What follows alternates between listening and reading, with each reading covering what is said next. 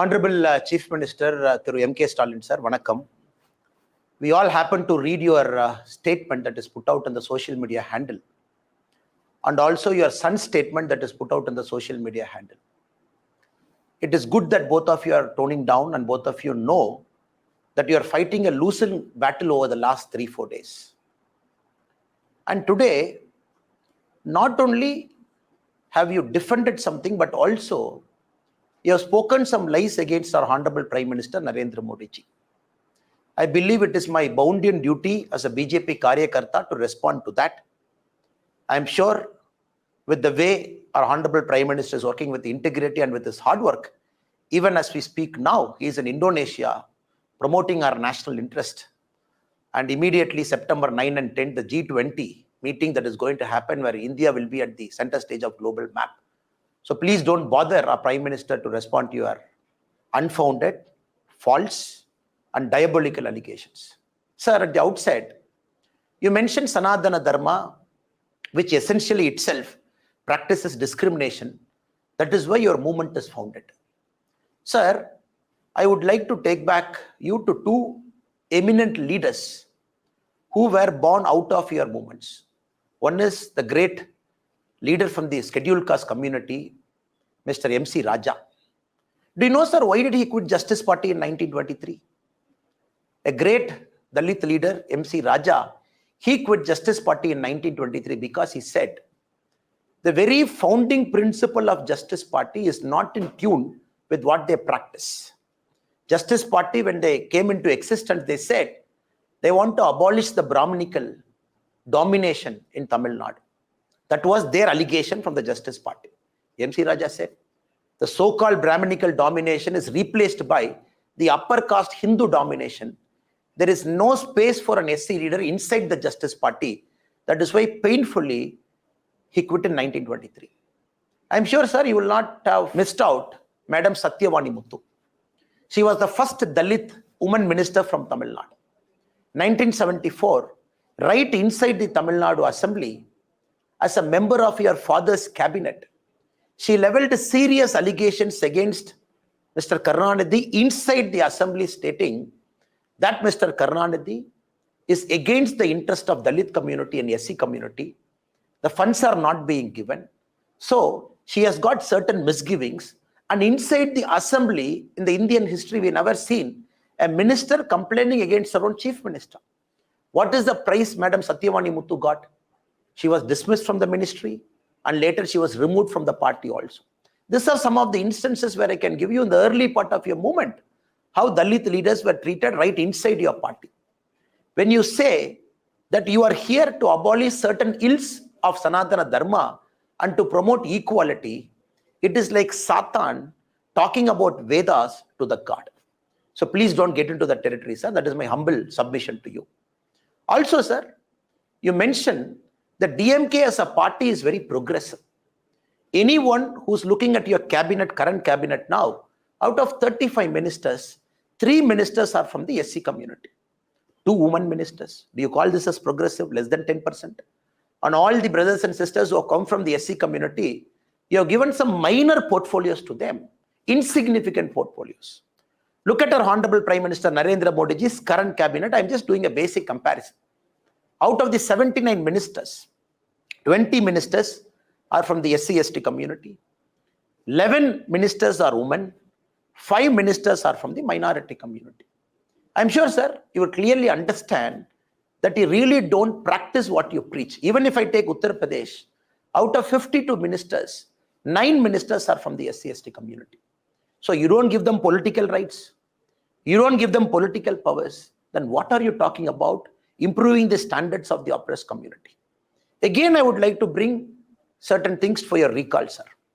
In Tirunelveli, when the Manjolai tea workers protested, when they were brutally killed because of the police action, when they jumped into the Tamarabarani river, close to 17 people got killed, including a month-old child. When the action was sought against the police officer, what did your father, Kalaignar Karunanidhi, say? He said, no, if I take action against some police officers, their community will feel offended. So I am not going to take action. So DMK as a party is run on caste lines. DMK as a party is meant to promote any other part of India. Tamil Nadu sees the highest number of caste violence. Tamil Nadu sees the highest number of caste conflict. Tamil Nadu has got the highest number of caste fault lines, including the latest research says the prevalence of two-tumbler system is one of the highest in Tamil Nadu. That is why we had a shameful spectacle last year when during the Independence Day, under your regime, many Panchayat leaders belonging to SC community were not allowed to host their flag. And we raised a big agitation and demonstration for that. So what are you talking, sir? Sanatana Dharma by its very nature is timeless. It doesn't have an origin, doesn't have an end. Sanatana Dharma predates any religion. Sanatana Dharma, as a dharma, it believes a human being is a god. It also not only human beings, it looks at all the living beings. By its very nature, it treats everybody equally. Of course, there are humans inside every religion. Some of the discriminative practices are brought out by humans. When one human brings out a discriminative practice within a Sanatana Dharma, the other human beings, great saints and reformers, they come within the Sanatana Dharma, they give a voice against the discrimination and try and abolish it. That is why we have Swami Sakajananda. That is why we have Dayanand Saraswati. That is why we have some of the greatest reformers within the Tamil Hindu society who are the crusaders to remove some of the ill effects brought inside the Sanatana Dharma by human beings. For that, your son wants to eradicate Sanatana Dharma itself. It clearly shows what little understanding you have about Sanatana Dharma and your son's understanding about Sanatana Dharma. This is the land of Alvars and Nayanmars, not about Alvars and Nayanmars per se. Out of the 63 Nayanmars, 17 Nayanmars are Brahmins. What about the rest of the community?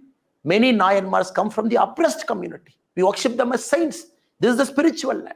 Out of Alvars, 3 Alvars are Brahmins. Where are the rest of the Alvars come from? They come from oppressed community. So what are you talking about? This is a god where a person who is belonging to the oppressed community is treated as a god. We worship them. And any small issues that is happening within the Sanatana Dharma, that is purely the creation of some human beings, other great saints and reformers, they come and abolish it within the Sanatana Dharma itself. Please don't practice what you preach.